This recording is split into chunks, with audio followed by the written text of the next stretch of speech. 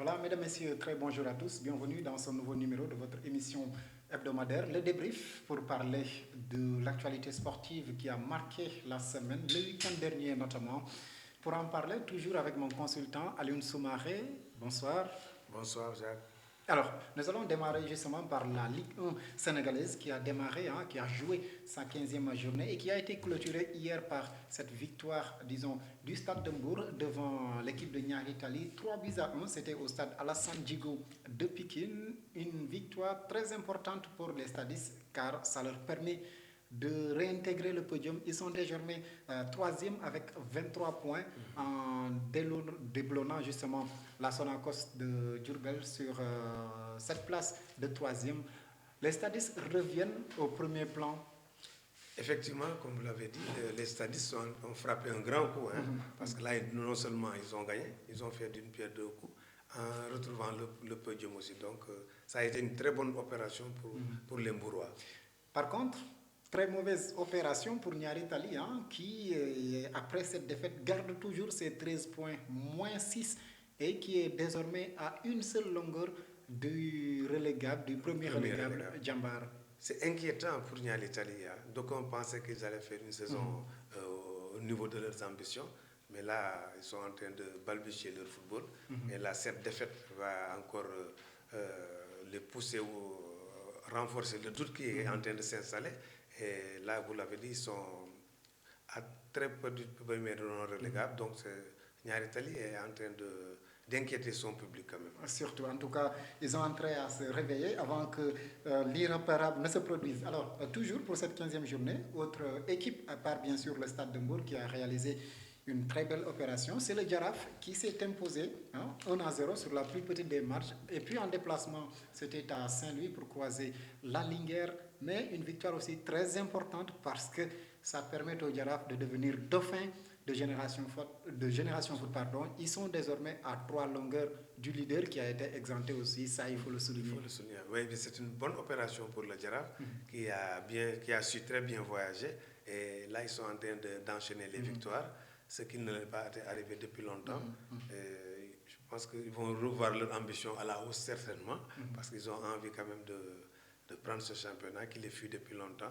Et gare au faux pas de Génération Foot, parce que le Jaraaf est en train de revenir très fort. En tout cas, ils n'ont que le championnat pour sauver leur saison. Je rappelle qu'ils ont été éliminés en Coupe du Sénégal. Et puis cette année, il est fort probable qu'il n'y ait pas la Coupe de la Ligue. Donc, il n'y a que le championnat pour les Verts et Blancs de la Médina. Avec ce championnat qu'ils ont très envie de remporter, comme vous l'avez souligné. Ils sont éliminés en Coupe du Sénégal, donc ils sont concentrés uniquement sur ce championnat, alors que ces concurrents directs, notamment la Génération Foot, jouent sur plusieurs tableaux, ce qui peut être un avantage pour le Jaraaf. Alors, c'était la surprise, la plus grande surprise même de cette 15e journée, cette victoire de Teungueth FC, avec la bannière d'ailleurs 3-0 devant Sonacos. Alors, ce qui permet quand même à TFC de respirer un peu, mais surtout ce qui est inquiétant, c'est que cette défaite a eu des conséquences pour la Sonacos qui n'est plus sur le tableau, sur le podium. Sur le podium, oui. Effectivement, c'est une double conséquence. D'abord la défaite, ensuite vous perdez votre place sur le podium. Je pense que Sonacos avait très bien démarré, avait suscité beaucoup d'espoir par rapport à ce championnat. Mais je pense que comme ils reviennent de la Ligue 1, de la Ligue 2, ils sont en train de faire un très bon championnat. Ça aussi, il faut le souligner. Il y a une autre réalité.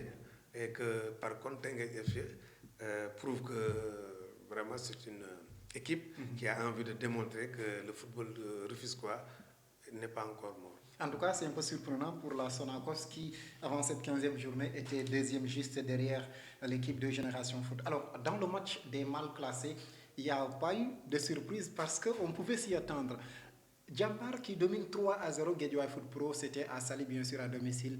Il fallait le faire, ils l'ont réussi. Ça fait donc 5 matchs qu'ils n'ont plus perdu ces académiciens. Ils reviennent de très loin. Non seulement ils reviennent de très loin, mais je pense que la confiance commence à revenir et s'installer au sein de cette jeune formation. Parce que c'est une équipe qui est composée de jeunes joueurs qui ont bien appris les fondamentaux du football. Maintenant, ils sont en train de réciter leur gamme.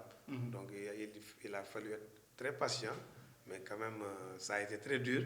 Mais là, je pense qu'ils se sont bien installés et je pense qu'ils vont faire une bonne fin de saison en attendant de voir mieux l'année prochaine.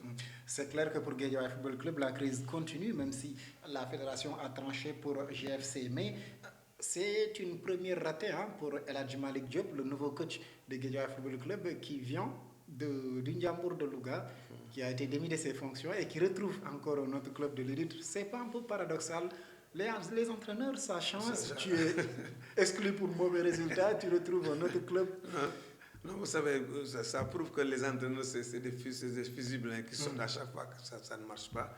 Mais pour Malick Diop, il a intérêt à être un peu plus stable parce que c'est un jeune coach, certes, mais on a remarqué qu'il change beaucoup de clubs. Et il est très instable. Il a fait Ouakam, il a fait Ndiambour, il est un peu partout.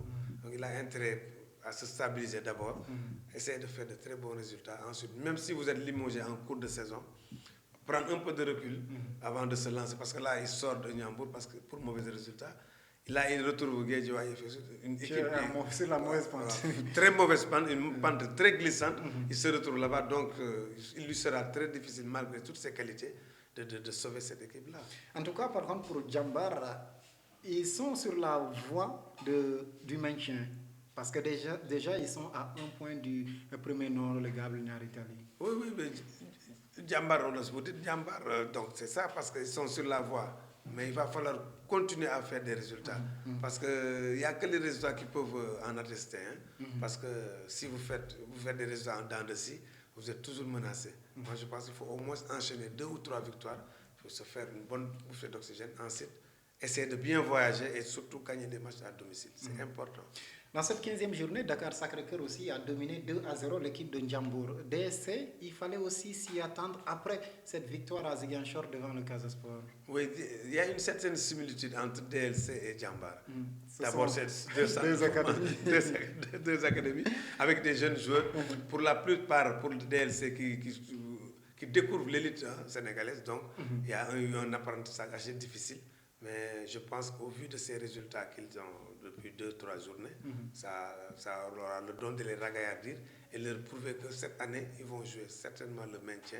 Et comme je l'ai souvent dit, l'année prochaine, prendre goût maintenant et ensuite essayer de glaner des trophées. Alors, celui qui ne peut plus glaner des trophées, c'est le Casa Sport qui quand même peine encore. Parce qu'en déplacement à Mbour, ils ont fait match nul, 2 buts partout face à Mbour Petite Côte. Un résultat qui n'arrange personne. Ça n'arrange personne, mais au moins le Casa Sport n'a pas perdu parce que le Casa Sport, ça fait partie aussi des meubles, des monuments de ce championnat-là. On a besoin des équipes comme le Casa Sport, comme le Jaraaf, pour pouvoir permettre à ce championnat d'avoir aussi un cachet populaire, un cachet aussi traditionnel. Parce que c'est important, on ne peut pas tout faire avec que des académies. On ne peut pas aussi tout faire qu'avec les équipes de Dakar. Merci en tout cas pour la décentralisation. Voilà, il faut décentraliser. Autre match nul, c'est lors du match Union Sportive de Ouakam, AS Douane, 1 but partout. C'était une première sortie de Lamine Dian sur le banc de l'US Ouakam. Oui, il retrouve ses anciens amours parce qu'il faut reconnaître qu'il a déjà travaillé au niveau de ce village traditionnel, Lebo, avec surtout l'entente Sotar Ouakam, où il était parvenu à faire de très bons résultats et avait même sorti de très grands joueurs comme Moumoudou Seybani Diallo, qui a fait une carrière professionnelle par la suite, même au sein de l'équipe nationale. Donc les Lebou, Ouakamois, mes parents, sont allés le chercher pour essayer de sauver une situation qui semble être très difficile, surtout pour un coach comme l'ancien gardien qui n'a pas une expérience, Pablatir Ndiaye. Donc il fallait un homme de la dimension de Lamine Dieng, avec ses côtés, ces jeunes-là, pour essayer de sauver cette équipe-là, sinon c'est tout droit à la relégation. En tout cas, après cette journée, Génération Foot reste toujours leader avec 27 points, suivi désormais du Jaraaf et du Stade de Mbour. L'étage inférieur, la Ligue 2, Pikine, qui a gagné l'équipe du Diamono de Fatick 1-0. C'était sous mes yeux d'ailleurs à l'occasion de cette finale de Navétane de votre zone. Mais cette victoire permet à l'AS Pikine, disons, de creuser l'écart un peu avec le Port et l'Union Sportive de Gorée. Effectivement, c'est une victoire qui leur permet de consolider leur place de leader. Déjà, ensuite, pour pouvoir venir, parce qu'il leur faut un certain matelas, parce que il y aura certainement un petit faux pas. Hein. Donc il faut savoir saisir sa chance, surtout à domicile, se faire un bon matelas pour éviter qu'un seul faux pas puisse vous compromettre votre chance de devenir en Ligue 1. En tout cas, AS Pékin mérite de revenir en Ligue 1 pour tout le public qu'on lui connaît. Ensuite, pour que la ville de Pékin soit bien représentée. Ils ont un stade flambant. Ah oui, un excellent stade. Ils ont tous les moyens. C'est un stade de football vraiment conçu pour le football. Avec un véritable chaudron. Un véritable chaudron, ensuite au cœur même de Pékin, où le public est formidable. Au cœur d'un marché qui se nomme syndicat. Au cœur d'un marché qui se nomme syndicat, qui va certainement avec le temps disparaître pour laisser la place à un grand parking pour permettre quand même au public de venir en masse. Vous êtes tombé amoureux de ce stade après votre finale de zone? Non, oui, après ma finale de zone, on a vu que c'est un stade vraiment flambant. On a besoin de ce genre de stade-là. Il faut le démultiplier à Ngor, à Yov, à Wakam. Comme ça, le championnat aura une ferveur vraiment à dimension de nos attentes. Justement. Alors, toujours pour cette 14e journée de la Ligue 2, notez que le Duc a tenu en échec l'Union sportive de Gorée. Un but partout, ce qui veut dire que Gorée marque le pas au moment où son concurrent est en train de filer tout droit vers le trophée. Dommage pour cette équipe coréenne qu'on a envie de revoir en Ligue 1. C'est l'équipe du président Senghor, il faut le rappeler. Malheureusement, les résultats ne suivent pas tellement et je pense que s'il ne se réveille pas à temps, il risque de séjourner encore en Ligue 2 et ce serait difficile. Est-ce qu'Augustin, en ce temps, il a la Coupe du Monde en ligne de mire? Le Port autonome de Dakar qui a été battu par Africa Promo Foot 3-1 et puis match nul vierge entre la Renaissance et l'Olympique de Ngor. Ngor qui compte 6 points, qui est 6e avec 20 points. Et puis l'Etix qui a été aussi tenu en échec par le Cayor Foot. Un but partout, beaucoup de matchs nuls pour cette 14e journée de la Ligue 2. Samedi déjà, Kermadior qui s'est imposé devant Ndarguet 2-1. Match nul vierge entre EJ Fatick et l'équipe de Yego. Voilà, c'était tout pour le foot local. Tout de suite, on